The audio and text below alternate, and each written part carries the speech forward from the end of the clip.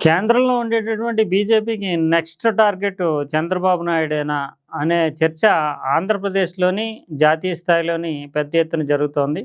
20 ఏళ్ల పాటు సుదీర్ఘంగా బీహార్‌ని పరిపాలించినటువంటి నితీష్ కుమార్ లాంటి యోధుడినే బీజేపీ పక్కన పెట్టి ఆ రాష్ట్రాన్ని కైవసం చేసుకోగలిగింది. కానీ తెలుగుదేశానికి ఆంధ్రప్రదేశ్‌లో ఉండేటటువంటి బలం చాలా పెద్దది. అంతేకాకుండా ఇప్పుడు భారతీయ జనతా పార్టీ, ఎన్‌డీఏ కూటమి కేంద్రంలో కొనసాగడానికి ఒక కుడి ఎడమలుగా బలంగా నిలిచినటువంటి పార్టీలు తెలుగుదేశము, జేడీయూ. ఆ జేడీయూని నితీష్ కుమార్‌ని పక్కన పెట్టడం సాధ్యం కాదు అంటూ చాలా ఇంతకుముందు వరకు కూడా అంటే ఒక నెల రోజులు చివరి వరకు చూస్తే అసలు జేడీయూని పక్కన పెట్టడం, నితీష్ కుమార్‌ని పక్కన పెట్టడం సాధ్యం కాదని రాజకీయ పరిశీలకులు భావించారు. ఎందుకంటే ఆయన చివరి వరకు ఆ పదవిని వదలడు అని. అంతేకాకుండా ఎలక్షన్స్‌కి 2025 ఎలక్షన్స్‌కి వెళ్ళేటప్పుడు కూడా నితీష్ కుమార్ నాయకత్వంలోనే ఎన్నికలకు వెళ్తున్నాం అంటే బీజేపీ చెప్పింది, ముఖ్యమంత్రి ఆయనే అని చెప్పింది. కానీ ఒక సంవత్సరం కూడా తిరగకుండానే నితీష్‌ని పక్కకు పెట్టేయడము, రాజ్యసభకు పంపడము, అందులోని బీజేపీ ముఖ్యమంత్రి వచ్చేందుకు మార్గం అంతా సుగమం చేసుకోవడం అనేది చూస్తే బీజేపీ ఎంతటి వ్యూహాత్మకంగా వ్యవహరిస్తుందనే విషయం అర్థమవుతుంది. ఇప్పుడు ఆంధ్రప్రదేశ్‌కి సంబంధించి చంద్రబాబు నాయుడు అంటే చంద్రబాబు నాయుడుకి ఉండేటటువంటి పొలిటికల్ క్లౌటు, ఆయనకు ఉండేటటువంటి రాజకీయపరమైనటువంటి పరిణతి వేరు. కానీ అక్కడ సెకండ్ రంగ్ ఆఫ్ లీడర్‌షిప్‌ని సిద్ధం చేయడానికి బీజేపీ వ్యూహాత్మకంగా పావులు కదుపుతుందని భావించాల్సి ఉంటుంది. ఎందుకంటే లోకేష్ తోటి నేరుగా కేంద్ర నాయకత్వం ఇప్పుడు సంబంధాలు ఏర్పాటు చేసుకుంది. చంద్రబాబు నాయుడు తోటి ఎంత ప్రయారిటీ ఇస్తారో నరేంద్ర మోడీ కావచ్చు, అమిత్ షా కావచ్చు, లోకేష్‌కి ఎక్కువ ప్రయారిటీ ఇవ్వడం.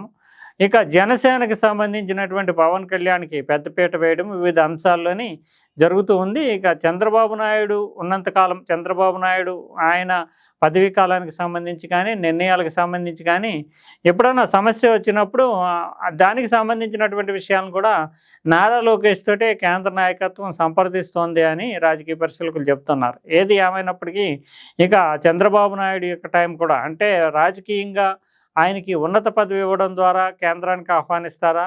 లేదంటే నెక్స్ట్ లీడర్‌షిప్ అంటే యంగ్ జనరేషన్ రావాలి. యంగ్ జనరేషన్‌కి సంబంధించినటువంటి పవన్ కళ్యాణ్ కావచ్చు, లేదంటే నారా లోకేష్ కావచ్చు. వీళ్ళు ఇప్పటికే సిద్ధంగా ఉన్నారు. అందువల్ల సున్నితంగా కానీ, సునిశ్చితంగా కానీ వాళ్ళిద్దరికీ అప్పగించండి అంటూ చంద్రబాబు నాయుడుకి చెప్పడం ద్వారా కేంద్రానికి చంద్రబాబు నాయుడుని ఆహ్వానిస్తారా అనేది వేచి చూడాలి. అయితే ఈ చర్చకు ప్రధానమైనటువంటి కారణము చంద్రబాబు నాయుడు ఉన్నంతకాలము భారతీయ జనతా పార్టీ అక్కడ ఎదగడం కానీ, లేదంటే తెలంగాణకి, ఆంధ్రప్రదేశ్‌కి ఉండేటటువంటి సెన్సిటివిటీ ఎందుకంటే తెలంగాణలో ముఖ్యంగా చంద్రబాబు నాయుడు పట్ల వ్యతిరేకత అనేది రాజకీయ సెంటిమెంట్‌గా ఉంది. అది టీఆర్ఎస్ పెద్ద ఎత్తున ప్రచారం చేయడం కావచ్చు. ఇప్పుడు పవన్ కళ్యాణ్ సైతం తెలంగాణలో ప్రచారం చేయాలంటే ఆ కూటమి అంటే ఆంధ్రప్రదేశ్ కూటమిలో భాగస్వామి అయినటువంటి పవన్ కళ్యాణ్ తెలంగాణలో ప్రచారం ఎలా చేస్తారనేటటువంటి ప్రశ్న తలెత్తుతోంది. దీని మీద అందుకనే ఇటీవల కాలంలో మున్సిపల్ ఎన్నికల్లో ప్రచారానికి ముందుగా ప్రణాళిక సిద్ధం చేసుకున్న పవన్ చివరి దశలో ఉపసంహరించుకున్నటువంటి నేపథ్యం కనిపిస్తుంది. ఓవరాల్గా చూస్తే కనుక చంద్రబాబు నాయుడు కేంద్రానికి వెళ్ళిపోయి జాతీయ స్థాయి నాయకుడిగా ఉంటే ఆంధ్రప్రదేశ్లో కూడా తెలంగాణ తరహాలోనే భారతీయ జనతా పార్టీ విస్తరించడానికి, అదే సమయంలో ఆంధ్రప్రదేశ్ నాయకత్వం తెలంగాణలో ప్రచారం చేయడానికి వీలవుతుంది. అందువల్ల ఆ సౌలభ్యాన్ని రాజకీయంగా చంద్రబాబు నాయుడు ఇప్పటికే సుదీర్ఘమైనటువంటి కెరియర్ని నడిపారు. ఇంకా జాతీయంగా ఆయన పాత్ర పోషించాల్సి ఉంటుంది కొద్ది కాలం. అంటే మిగతా పొలిటికల్ కెరియరే ఆల్మోస్ట్ చివరి దశలో ఉన్నటువంటి స్థితి కనిపిస్తుంది. కాబట్టి చంద్రబాబు నాయుడు అక్కడికి రావాలి అనేటటువంటి డిమాండ్లు కూడా కొంతమంది నుంచి వినవస్తున్నాయని చెప్తున్నారు. ఏదేమైనప్పటికీ నరేంద్ర మోడీకి సమవుజ్జి అయినటువంటి నాయకుడు, నరేంద్ర మోడీ కంటే కూడా రాజకీయాల్లో ఒక రకంగా సీనియర్ అంటే పదవుల రీత్యా ఆయన ప్రధానమంత్రి, ముఖ్యమంత్రి అవన్నీ చేశారు. కానీ సీనియర్ పొలిటీషియన్గా అయితే చంద్రబాబు నాయుడు అతని కంటే కూడా అంటే నరేంద్ర మోడీ కంటే సీనియర్. ఆయన దగ్గర డిప్యూటీగా కానీ, లేదంటే ఉపరాష్ట్రపతి హోదాలో కానీ కూర్చుంటారా అనేటటువంటి ప్రశ్న కూడా తలెత్తుతుంది. గతంలోనే చంద్రబాబు నాయుడికి చాలా అవకాశాలు దేవగౌడ సైన్లో చాలా అవకాశాలు వచ్చాయి ప్రధాని కావడానికి. కానీ ఆయన ఆ అవకాశాలని తోసిపుచ్చి ఆంధ్రప్రదేశ్, ఉమ్మడి ఆంధ్రప్రదేశ్ చాలా పొలిటికల్గా దేశ రాజకీయాల్లో కీలకమైనటువంటి పరిస్థితుల్లో ఈ ఆంధ్రప్రదేశ్ ముఖ్యమంత్రిగానే కొనసాగడాన్ని ఇష్టపడ్డారు. ఇప్పుడు చూస్తే కనుక చాలా చిన్న రాష్ట్రము, ఇప్పుడు ఆంధ్రప్రదేశ్‌ని చూస్తే గనుక గతంతో పోల్చి చూసినప్పుడు ఒక మీడియం రేంజ్ రాష్ట్రంగా మిగిలిపోయింది. ఆంధ్రప్రదేశ్‌లో ఆర్థిక పరిస్థితి గానీ, ఇతరత్ర అనేక విషయాల్లో గానీ ఒక్కడుగు ముందుకు నడిచేటటువంటి స్థితి కూడా కనిపించడం లేదు. ఈ 2029 ఎన్నికలు ఎలా ఉంటాయి అనేది కూడా చెప్పలేకపోతున్నారు ఎవరు. ఎందుకంటే ఇప్పటికే 2 ఏళ్ళు కూడా కాకుండానే ఆంధ్రప్రదేశ్‌లో ఎదురీత తప్పనటువంటి వాతావరణం ఏర్పడుతోంది.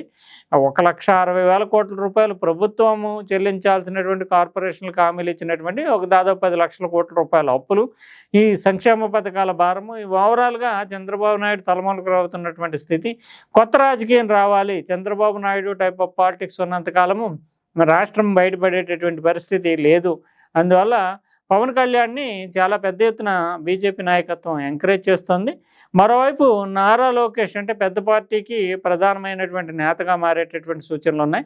వీళ్ళలో ఎవరిని పెద్ద పదవిలో ముఖ్యమంత్రి స్థాయిలో పదవిలో కూర్చోబెట్టాలన్నా చంద్రబాబు నాయుడే ప్రధానమైనటువంటి అవరోధంగా ఉంటాడు. కాబట్టి ఈ ఈక్వేషన్స్ మార్చడం ద్వారా ఆంధ్రప్రదేశ్, తెలంగాణలో భారతీయ జనతా పార్టీ హవాని కొనసాగించడానికి ఇప్పటికే తెలంగాణలో చూస్తే కనుక బీఆర్ఎస్ ఉండొచ్చు, కాంగ్రెస్ ఉండొచ్చు, కానీ బీజేపీకి సంబంధించి ఎప్పుడైనా సరే తెలంగాణలో తాము ఆధిక్యాన్ని సాధించగలము అనేటటువంటి నమ్మకం, భరోసా అగ్రనాయకత్వంలో బీజేపీ అగ్రనాయకత్వంలో ఉంది. కానీ ఆంధ్రప్రదేశ్కి సంబంధించి వచ్చినప్పుడు మాత్రం ఆ రకమైనటువంటి సూచనలు కానీ, ఆ రకమైనటువంటి ఆశావహమైనటువంటి పరిస్థితులు కానీ కనిపించడం లేదు. ఇప్పుడు చంద్రబాబు నాయుడికి ఏదో రకంగా అంటే సెగపెట్టడమా, లేదంటే కేంద్రానికి తీసుకోవడమా, ఉన్నత పదవిని ఆఫర్ చేయడమా, లేదంటే నెక్స్ట్ జనరేషన్ నాయకత్వం ఉంటే కనుక 2029లో జగన్ను సమంజసంగా ఎదుర్కోవడం సులభం అవుతుంది. అందువల్ల మీరు తప్పుకుని ఆ అవకాశాన్ని కొత్త తరానికి ఇవ్వండి అని చెప్పడమా,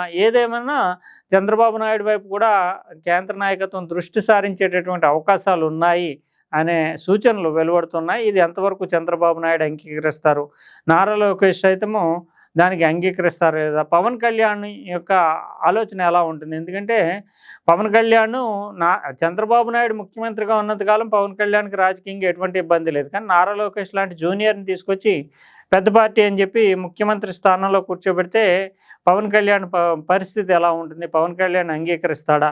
ఇలాంటి అనేక ప్రశ్నలు ఉన్నాయి. కాబట్టి ప్రస్తుతానికి ఇది ఒక రాజకీయ చర్చగా బీజేపీ నాయకత్వం ఏమైనా చేయగలదు అనేటటువంటి దానికి సూచనగా మాత్రమే తీసుకోవాలి తప్ప పూర్తిగా చంద్రబాబు నాయుడు పక్కనకు వెళ్తాడని కానీ, చంద్రబాబు నాయుడిని తప్పించేసేందుకు బీజేపీ అగ్రనాయకత్వం సాహసం చేస్తుందని కానీ అంచనా వేయలేము. కానీ భవిష్యత్తులో అన్నా సరే బీజేపీ పాదుకోవడానికి చంద్రబాబు నాయుడు పక్కన ఉంటే మాత్రమే బీజేపీ తెలంగాణలో తరహాలోనే ఆంధ్రప్రదేశ్లో ఎదగడానికి అవకాశం ఉంటుంది అనేది మాత్రం ఖచ్చితంగా అగ్రనాయకత్వానికి స్పష్టంగానే తెలుసు. అందువల్ల పవన్ కళ్యాణ్ లాంటి వాడిని ముందు పెట్టి బీజేపీని కొద్దిగా విస్తరించుకుంటూ, నారా లోకేష్ ఎటు జూనియర్ కాబట్టి పదవిరీత్యా నారా లోకేష్ పెద్ద బాధ్యత అప్పగించినప్పటికీ పార్టీ విస్తరణకి పవన్ లాంటి వాళ్ళు పొలిటికల్ కెరియర్ని మరింత ఉన్నత స్థాయికి తీసుకెళ్ళడానికి బీజేపీ వ్యూహాత్మకంగా పావులు కదిపేటటువంటి సూచనలు అయితే ఉన్నాయనే చెప్తున్నారు.